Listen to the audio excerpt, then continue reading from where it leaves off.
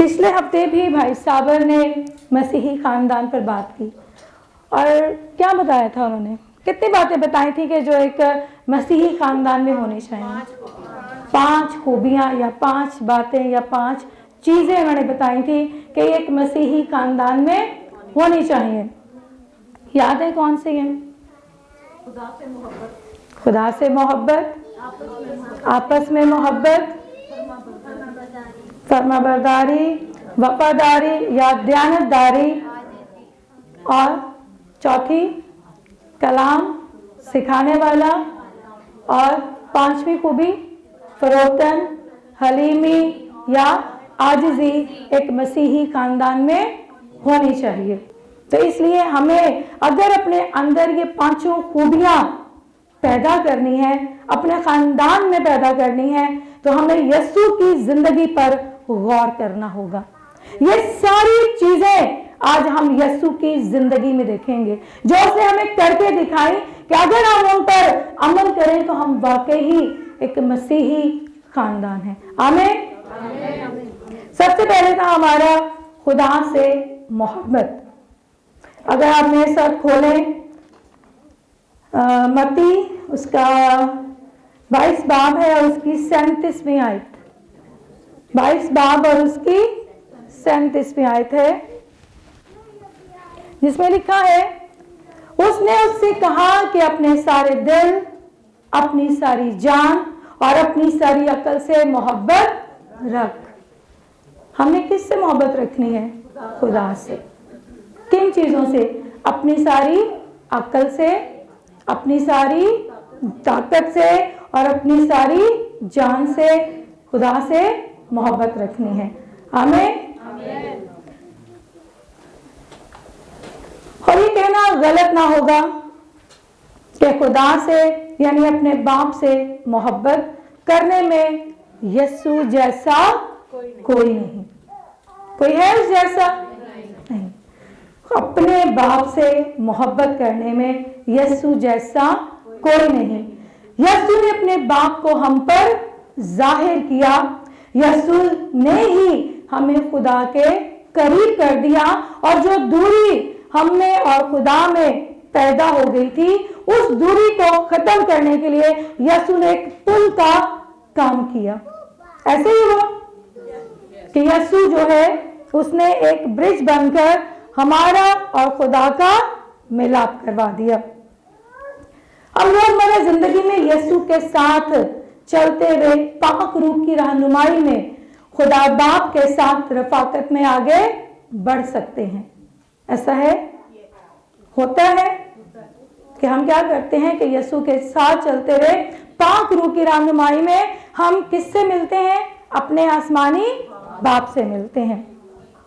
और हमें मालूम होगा जब हम ये मुलाकात करते हैं, हम यीशु मसीह के वसीला से खुदा बाप उसके पाक रूह की रहनुमाई में खुदा बाप से जब मुलाकात करते हैं, तो हमें मालूम होगा कि हमारा जो आसमानी बाप है कि वो किस कदर अजीम है कि हमारी जिंदगी पर गौर करने के बाद हमारा खुदावंद हमसे और ज्यादा मोहब्बत और रफाकत रखने में जो है या बढ़ाने में ना खत्म होने वाला सिलसिला शुरू कर देता है।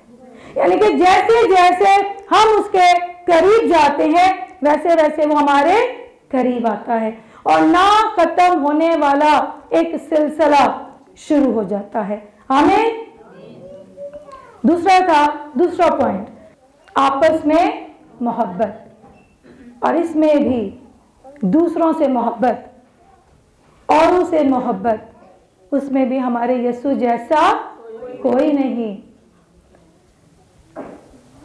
यीशु ने क्या किया? कैसे अपनी मोहब्बत को हम पर जाहिर किया? यीशु ने, खुदा ने नहीं। खुदा ने तो वैसे दुनिया से ऐसी मोहब्बत रखी कि उसने अपना इकलौता बेटा बख्श दिया ताकि जो भी उस पर ईमान लाए हलाक ना हो बल्कि हमेशा की जिंदगी पाए। खुदा ने तो ऐसी मोहब्बत रखी हमसे कि एक मसीही खानदान में होनी चाहिए।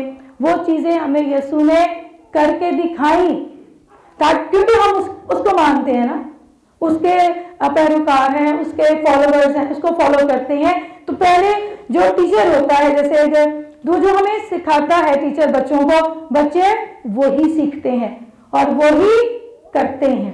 تو اسی طرح سے خداوند یسوع مسیح نے بھی یہ ساری باتیں ہمیں کر کے دکھائی کہ اس نے اوروں سے محبت کی۔ اور اس نے کیا کیا؟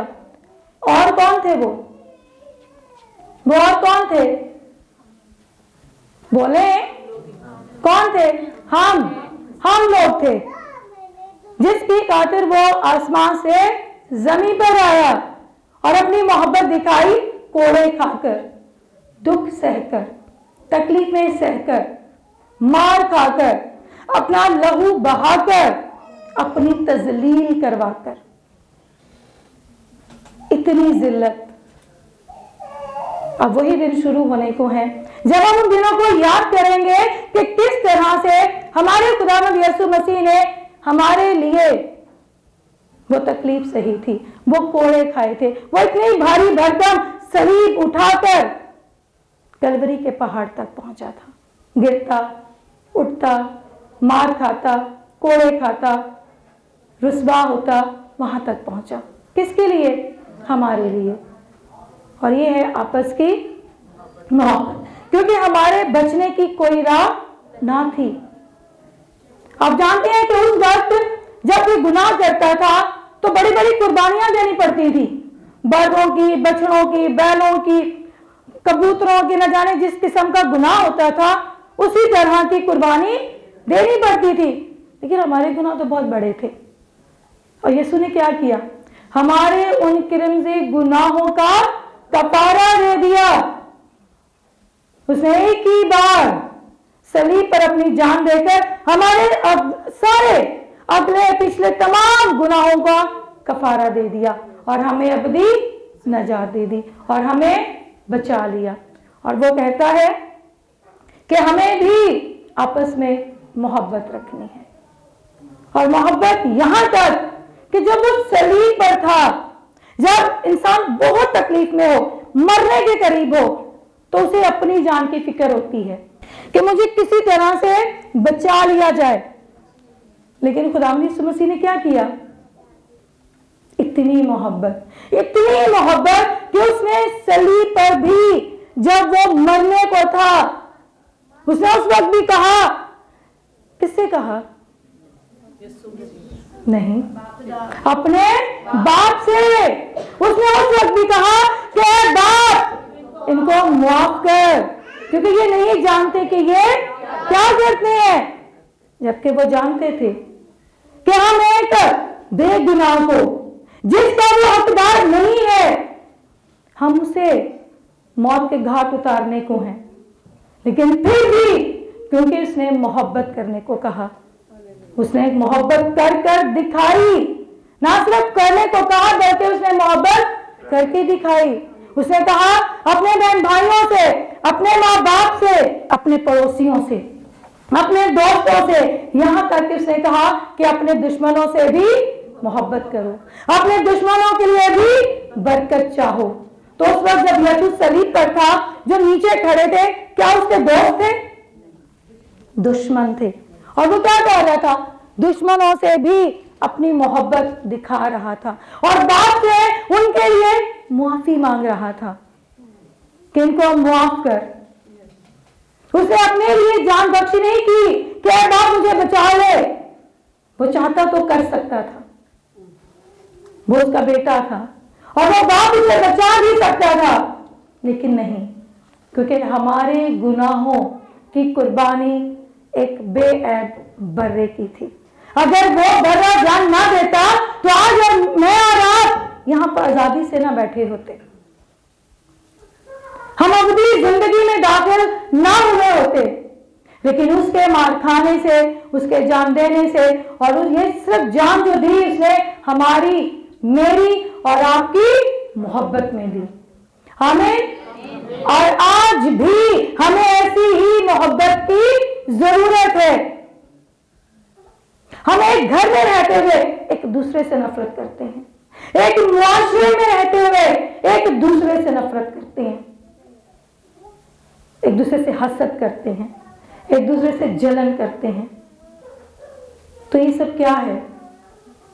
क्या हम एक मसीही खानदान है? हम जिसके फॉलोवर्स हैं, जिसको हम मानते हैं, जिस पर हम ईमान रखते हैं, हम उसकी मोहब्बत पर नजर नहीं करते कि उसने तो अपने दुश्मनों के लिए भी जान दे दी, और हम तो अपनों से भी मोहब्बत नहीं करते हैं, हम तो उनसे भी नफरत करते हैं।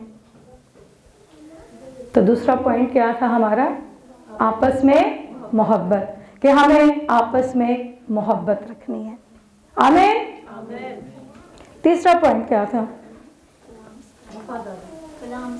नहीं, वफादारी। अगर इसको हम देखें तो ये जिम्मेदारी में आ जाता है, फर्मा बरदारी में आ जाता है, और इसमें भी यीशु जैसा कोई नहीं। वफादारी में भी, खुदा से मोहब्बत में भी यीशु जैसा कोई नहीं, आपस में मोहब्बत में भी यीशु जैसा कोई नहीं, और वफादारी, ध्यानदारी और जिम्मेदारी में भी यीशु जैसा कोई नहीं। यीशु ने क्या किया था?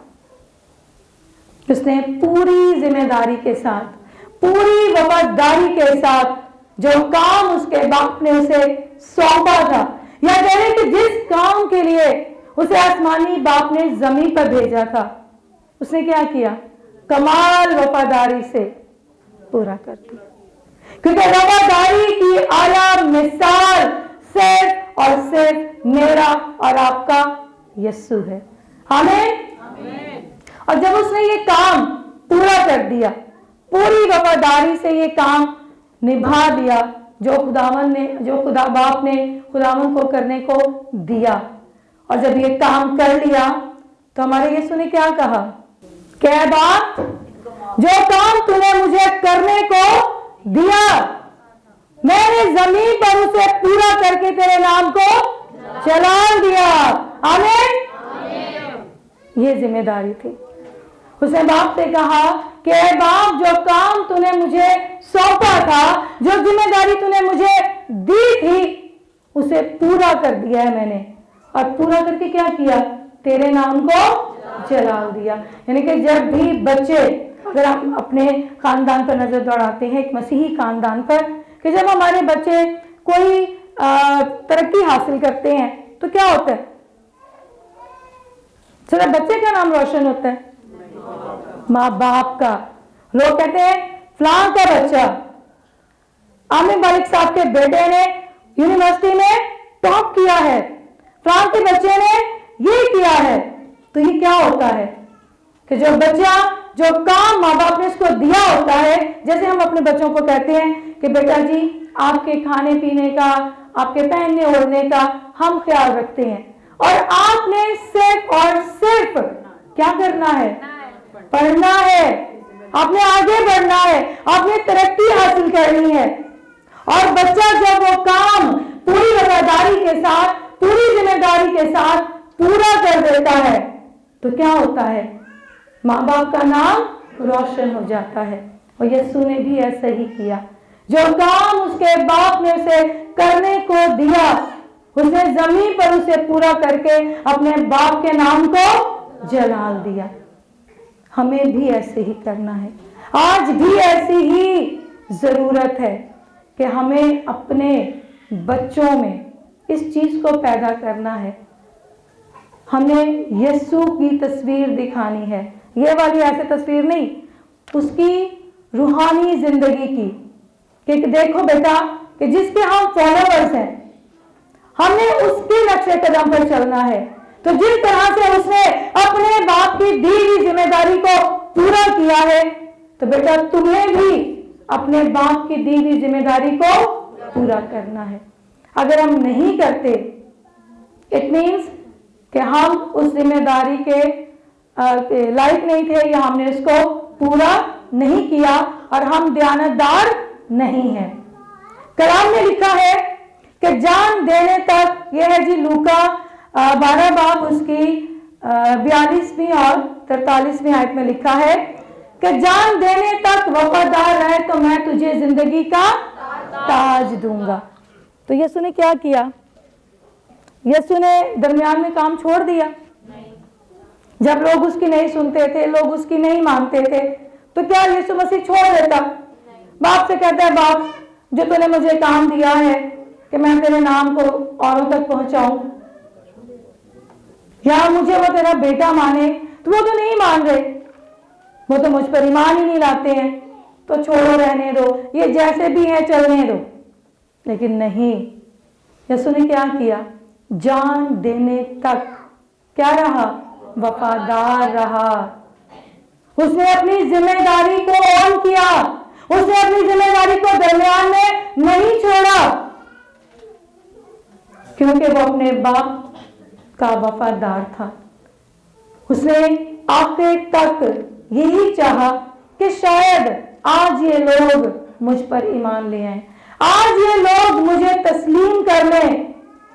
और आखिर तक वो इंतजार करता रहा और अपने बाप का वफादार निकला। अगर दरमियान में छोड़ देता तो ऐसा ना होता। आमीन। क्योंकि जो काम, जो मंसूबा खुदा का था, अगर खुदावंद उसको पाया तक मेल तक ना पहुंचाता तो आज हम यहाँ पर ना होते। ये बात मैंने पहले भी कही, क्योंकि उसी की वजह से हम आज यहाँ पर मौजूद हैं। आमीन। ये सब काम हमारे खुदावंद यीशु मसीह ने कमाल वफादारी से पूरा किया, तो हमें भी ऐसा ही करना है। आमीन। 3 बातें याद होगी। चौथी बात थी कि मसीही खानदान को कैसा होना चाहिए? कलाम सिखाने वाला। तो जो तुम आप ही नहीं सिखाएंगे तो दूसरे ने किस तरह सिखावांगे? हम सीखते ही नहीं है। मैं बहनों की मिसाल देती हूँ। महीने में एक दफा रफाकत खवातीन की मीटिंग रखी जाती है कि बहनें आए, सीखें कलाम को, ताकि जिस तरह से यूनिक और लोइस ने अपने बच्चे की तरबियत की थी। वो कौन था बच्चा? तीमोथियस। कि बचपन से उन्होंने अपने बच्चों को इस तरह से अपने बच्चे की तरबियत की कि जब वो बड़ा हुआ तो पौलुस रसूल का पहला शागिर्द ठहरा। क्योंकि पौलुस ने कहा कि तेरे उठने बैठने से मालूम होता है कि तुम उन तमाम नविश्तों से बचपन ही से वाकिफ है। तो वाकिफ कराने वाली कौन थी? उसकी नानी और उसकी माँ। तो जब आज की माएँ खुद नहीं सीखेंगी, उन नविश्तों से खुद वाकिफ नहीं होंगी, तो हम अपने बच्चों को कैसे वाकिफ कराएंगे? तो जरूरत है, क्योंकि ये जमाना बहुत खराब हो चुका है, और हमें अपने बच्चों को उसमें डूबने से बचाने के लिए हमें यीशु के पास लाना है। तो कैसे बनेंगे? ये तो नहीं कि बंदे ही पादरी बनते हैं। अगर माएँ उस कलाम को सीख जाएं तो वो पादरी हैं। जो खुदा के कलाम को पढ़ता और उसको बयान करता है, वो खुदा का एम्बेसडर है, वो खुदा का बंदा है, वो खुदा का खादिम है। अब जिस नाम से भी उसे पुकार ले तो वो खुदा का ही कहलाएगा। आमीन। कलाम सिखाने वाले में भी यीशु जैसा कोई नहीं। हम वापस यीशु की जिंदगी पर आते हैं कि कलाम सिखाने में भी यीशु जैसा कोई नहीं। यूहन्ना की अंजील में यीशु को कलाम कहा गया है। यूहन्ना पहला बाब उसकी पहली आयत, इब्तिदा में कलाम था और कलाम ही खुदा के साथ था और कलाम ही खुदा था। आमीन। और वो कलाम कौन था? यीशु। वो कलमा यीशु था, कलाम जो था। लिहाजा यीशु की तरफ से इंसान के लिए आखिरी और हतमी कलाम। आमीन। अगर हम पूरे तौर से यीशु को जान गए हैं तो हम वाकई ही एक मसीही खानदान है। लेकिन अगर हम पूरे तौर से यीशु को नहीं जानते तो फिर हम वाकई मसीही खानदान नहीं हैं, क्योंकि हम तो बेस ही उसी पे करते हैं। बाकी कौमें भी यीशु को मानती हैं, लेकिन जो ईमान हम लाते हैं दूसरी कौमें वो ईमान नहीं लाती। तो इसलिए हमारे लिए तो यीशु सब कुछ है। हम एक मसीही खानदान है और कलाम सिखाने वाला भी बनना है। तो कैसे? अगर यीशु का हम देखें 12 साल की उम्र में यीशु क्या कर रहे थे? हैकल में क्या कर रहे थे? कलाम सुना रहे थे। बड़े बड़े आलमों पर अपने बाप को जाहिर कर रहे थे, उन्हें सिखा रहे थे। तो हम तो 12 साल के नहीं हैं, हम तो अब मिशोर हो गए। बीइंग अ पेरेंट्स, माँ बाप होते हुए हम बहुत कुछ अपने बाप के बारे में जान चुके हैं, और जो जान चुके हैं वो हमें अपने बच्चों को देना है। वो सब कुछ जो एक इंसान होते हुए हम सब कुछ करते हैं, इस बात से कोई इनकार नहीं करेगा। कोई ये नहीं कह सकेगा, यहां पर बैठा हुआ एक शख्स भी ये कह दे कि मैं झूठ नहीं बोलता, मैं किसी से हसद नहीं करता, मैं किसी से नफरत नहीं करता। जैसे यीशु ने उस वक्त एक औरत जो जना के वक्त पकड़ी गई, और यीशु ने कहा कि पहला पत्थर वो मारेगा जिसने कभी गुनाह ना किया हो। कोई था ऐसा? नहीं। तो यहां पर बैठा भी एक शख्स भी ये नहीं कह सकता कि मैं झूठ नहीं बोलता, मैं किसी से नफरत नहीं करता, मैं किसी से हसद नहीं करता, मैं किसी को धोखा नहीं देता, मैं कोई हेरा फेरी नहीं करता।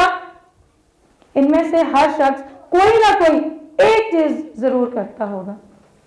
अगर वो चोरी नहीं करता, धोखा नहीं देता, वो गीबत जरूर करता होगा, वो झूठ जरूर बोलता होगा।